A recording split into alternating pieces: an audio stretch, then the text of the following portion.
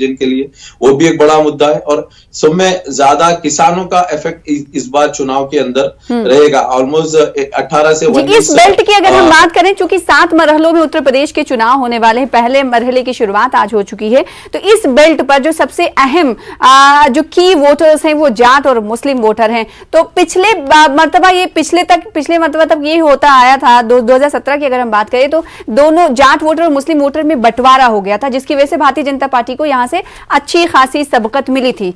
इस बार क्या लगता है कि जाट और मुस्लिम वोटर्स एकजुट हो पाएंगे? नहीं, ये तो उत्तर प्रदेश की आवाम ने अपना एक दिमाग बना लिया है इस बार चुनाव के लिए। उसके अंदर सब मिले हैं। आज हिंदू, मुस्लिम, सिख, ईसाई, जाट सब एक ही प्लेटफॉर्म पर रहकर नफरत की राजनीति करने वालों के खिलाफ लड़ रहे हैं। ठीक है, अगर बीजेपी अगर चाहती, अगर आवाम का डेवलपमेंट करती तो आज ये नौबत देखने को नहीं आती है। ठीक है, ये वजह से सारे लोग एक ही प्लेटफॉर्म आ गए। और समाजवादी पार्टी भी कुछ कम नहीं है, ये लोगों ने भी काफी बड़ा तुष्टीकरण किया है और आज लोगों को रिप्लेसमेंट नहीं मिल रहा, इनका कोई ऑल्टरनेटिव नहीं है। इस वजह से जो सो समाजवादी पार्टी की तरफ ये लोगों का रुझाव बहुत ज्यादा है इस बार। तो समाजवादी पार्टी पर लोग भरोसा करने के लिए सोच रहे हैं, तो क्या समाजवादी पार्टी और आरएलडी जो इत्तेहाद है वो भारतीय जनता पार्टी पर इन बेल्ट्स पर हावी हो पाएगी या नहीं?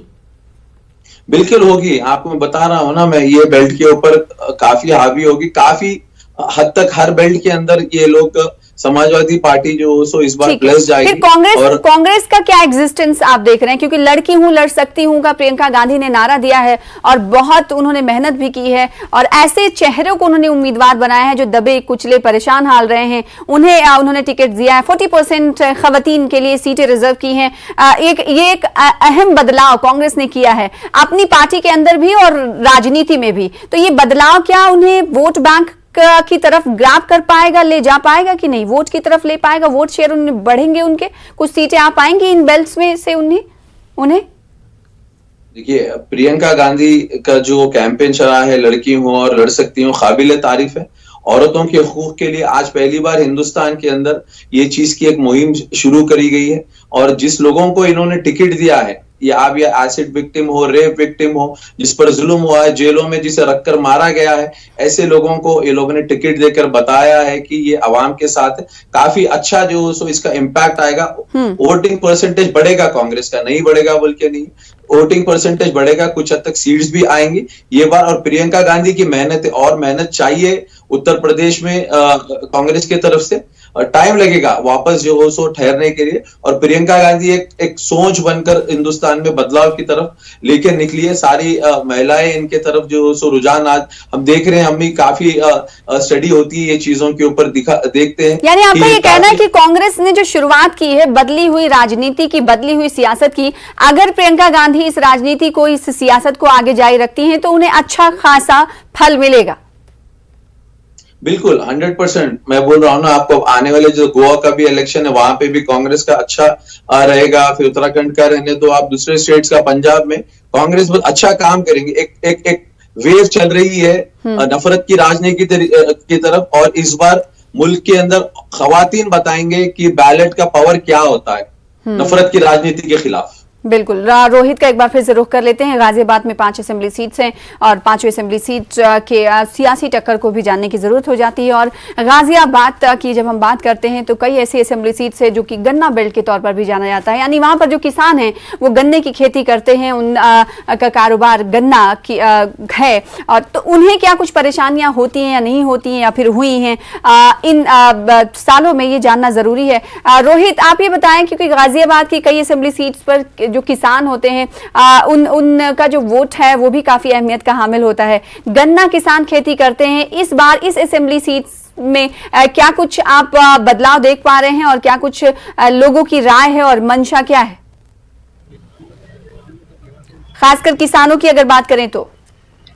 जी बिल्कुल। मोदीनगर सीट की बात करें, मोदीनगर सीट की बात करें, मुरादनगर की सीट की बात करें तो गन्ना किसान वहां पर अधिक रहता है, तो कहीं ना कहीं जो प्रभाव है वह उन सीटों पर जरूर पड़ेगा। जैसे कि पश्चिमी यूपी में इस बार हर कई सीटों पर पड़ रहा है और जो मुकाबला है वह बराबर का नजर आ रहा है। क्योंकि कई महीनों तक किसान आंदोलन चला तो कहीं ना कहीं किसानों की नाराजगी थी। हालांकि प्रधानमंत्री ने जो कृषि बिल वापसी लिया हुआ, लगातार भाजपा भी ये कह रही है कि किसान हमसे कहीं भी बाहर नहीं गया है, जो गन्ने की भुगतान है वह सही समय पर कर दी जाती है। लेकिन कई किसानों का कहना है कि गन्ने का जो भुगतान है वह नहीं किया जाता है और सरकार ने इस बार संकल्प पत्र में फिर एक बार गन्ने की ही बात की है। उधर अखिलेश यादव भी यही बात कर रहे हैं कि 15 दिन में गन्ने की पेमेंट का जो भुगतान है वह कर दिया जाएगा, क्योंकि पश्चिमी यूपी में सबसे ज्यादा जो मुद्दा है वह किसानों का ही है और गन्ना किसानों का ही वह मुद्दा सबसे ज्यादा रहता है।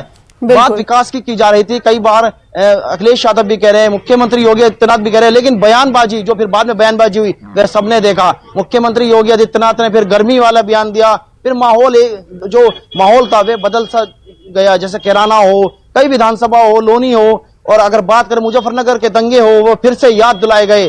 तो इस चुनाव में विकास कहाँ है, इस बात को, ये बात जो वोट डालने जा रहे हैं उनके जहन में जरूर होगी, लेकिन जो पश्चिमी यूपी की और आगे चले जाए तो वे दंगों की भी याद दिलाई जा रही है। तो भाजपा इस समय दंगों की भी बात कर रही है और किसानों की भी बात कर रही है। तो तमाम ऐसे मुद्दे जो ध्रुवीकरण की ओर भी इसमें कई बातें की जा रही है और जो कई सीटें हैं, लेकिन कई सीटों पे असर जरूर पड़ेगा। जो सपा और आरएलडी का गठबंधन है वह भी देहात क्षेत्रों की सीटों पर, और देहात क्षेत्रों की सीटों पर ही जो मतदान प्रतिशत है वह सबसे अधिक हो रहा है। बिल्कुल, नाज़रीन को एक बार फिर से बताते हुए चले, जो रूरल एरियाज हैं वहां पर वोटिंग फीसद जो है बढ़ रही है, लेकिन जो अर्बन एरियाज हैं, जो शहरी इलाके हैं, वहां पर वोटिंग फीसद में कमी देखी जा रही है। लोग घरों से बाहर नहीं निकल रहे हैं। तो शहरी इलाके के लोगों से, तमाम लोगों से ये अपील है कि आप घरों से निकलें, अपना वोट कास्ट करें। और पॉलिटिकल एनालिस्ट हैं सुहेल साहब, उनका ये कहना था कि लोग सरकार के कामकाज से बेजार हो जाते हैं, तो इसकी वजह ये भी मानी जा सकती है कि लोग जो बाहर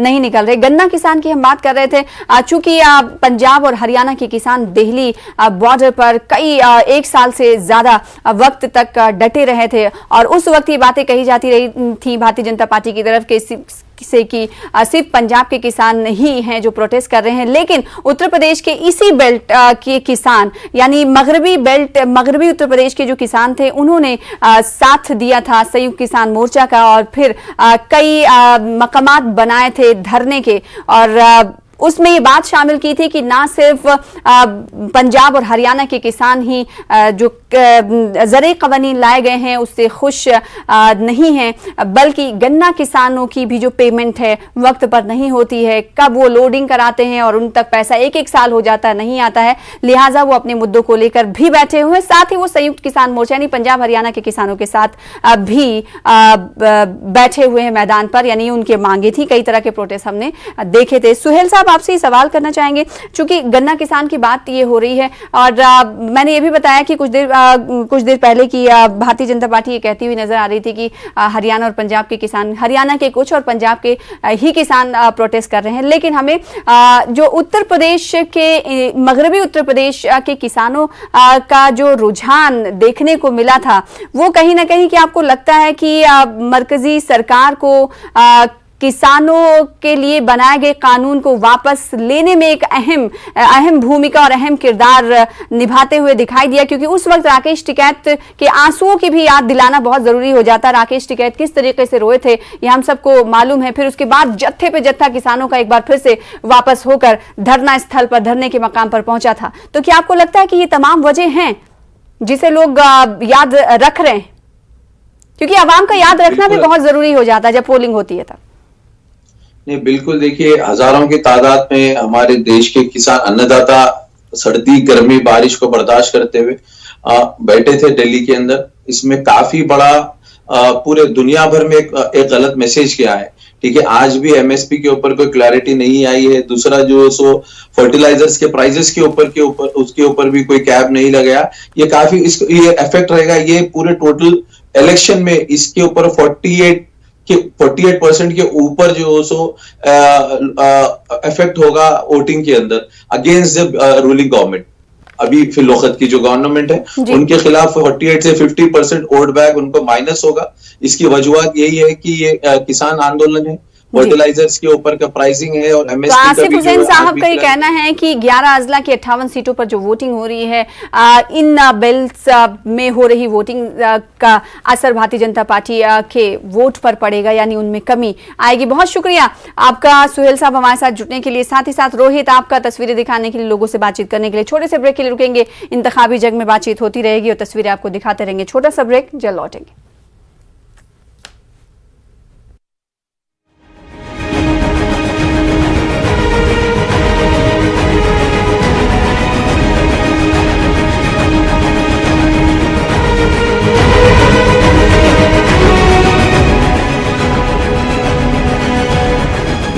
नगर में है और हमारे साथ हैं बहुत सारी महिलाएं, क्योंकि महिला शक्ति जो है वो सब कुछ बदल सकती है, वो ज़मीन बदल सकती है और जो कोई भी कामयाबी होती है उसके पीछे किसी न किसी महिला का हाथ ज़रूर होता है, ये ज़रूर कहा जाता है। क्या क्या चीज़ों को लेकर के आप लोग वोट कर रहे हैं? कौन से मुद्दे हैं जिनको लेकर के आप मान रहे हैं कि हाँ ये अहम मुद्दे हैं इस वक्त के? देखो, अच्छा ही काम हो रहा है और अच्छा ही होना चाहिए, इसलिए हम वोट देने आए हैं। अच्छा ही काम हो रहा है, अच्छा ही होना चाहिए और आगे के लिए भी अच्छा ही हो, आने वाली पीढ़ी के लिए हम इसलिए करते हैं। कई लोग गन्ने की बात करते हैं, किसानों की बात करते हैं, विकास की बात करते हैं, तो क्या क्या चीज़ें हैं आप लोग के? महंगाई की बात करते हैं, रोजगार की बात करते हैं। देखो, महंगाई भी हो ही रही है, गरीबों के लिए तो महंगाई है ही ज़्यादा, लेकिन करा क्या जाए, ये महंगाई अपने हाथ में नहीं है। और गन्ने की बात तो गन्ने वाले ये जाने कि उन्हें तो हमेशा ही पता नहीं क्या क्या चाहिए, क्या क्या नहीं चाहिए, उनकी तो कभी हपस भरती नहीं है गन्ने वालों की। तो जब भी महिला की बात होती है तो सुरक्षा की बात जरूर होती है, तो कितनी तो कैसा हुआ है, किस तरह की सुरक्षा रही है? या भी सुरक्षा तो है ही ज्यादा। हाँ, जो महिला किसी भी टाइम निकल जाती है घर से, वो तो बहुत अच्छा है योगी के राज में। शांति का माहौल है वैसे, अच्छा शांति का माहौल है, बहुत अच्छा लग रहा है। रोजगार, किसानी, ये तमाम चीजें जो है, महिला सुरक्षा, सब अच्छा हो रहा है। अब आप वोट देकर आ रहे हैं? हाँ जी, तो दिखाइए जरा अपना निशान। ये बताइए कौन कौन से मुद्दे आपकी नज़र में महत्वपूर्ण है जिसको लेकर आप लोग मतदान कर रहे हैं? तमाम चीजें जो हो, ये जो हम मतदान कर रहे हैं, सबसे बड़ी बात है हमारे क्षेत्र में गुंडागर्दी थी, उस पर लगाम लगा है और पुलिस ने अपनी कार्रवाई कर रही है। पुलिस एक दो बार बेशक धक्का यदि आदमी जाएगा तो उन्हें कार्रवाई करनी पड़ती है और बिल्कुल काम सही चल रहा। आप मुद्दे तो बनाने को, राजनीति मुद्दे कुछ भी बना लो, पार्टियां तो धर्म के मुद्दे बनाती हैं, रोजगार के, गन्ने के, किसानों के, तो ये सब मुद्दे क्या तो है? सब एक खम्मा का मुद्दा जी। अच्छा। इसमें कोई नहीं, किसान का मुद्दा तो और एक जात लैंड बिल्कुल बेकार है। ये एक आपस में राजनीति पीती के हमारे बनाया जाए, बाकी ऐसा कोई नहीं, काम बिल्कुल सही चल रहा है, आम आदमी की पकड़ में है। जो रोजगार, गन्ना, किसानी, महंगाई, ये सब मुद्दे कैसे हैं? ये सब बेकार के मुद्दे हैं। हाँ। ये सब बेकार के मुद्दे हैं। उन्होंने यूँ तो देखो 2 साल तक, 2.5 साल तक इतनी बीमारी ही है, तुमने फ्री के राशन खुआने लग रहे हैं। वो कहाँ से आ रहा है? वो कहाँ से आ रहा है?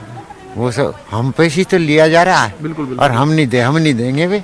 हमें ये बताइए कि क्या अच्छा लगा, क्या आगे होना चाहिए? अजय आगे वो ये तरक्की हो रही है और ये तुम्हारा क्या नाम है, छोटी कुछ देना नहीं पड़ रहा, अपना काम हो रहा है, सेफ्टी हो रही है, ये चाहिए जी। और क्या चाहिए बताइए? ये लोग किसानी, बेरोजगारी, महंगाई, ये गन्ना, ये सब जो मुद्दे हैं, ये क्या है? सर जी ऐसा देखो, जब देश में तरक्की होएगी तो थोड़ा बहुत तो सहना तो पड़ेगा। देखो सीधी बात है जी।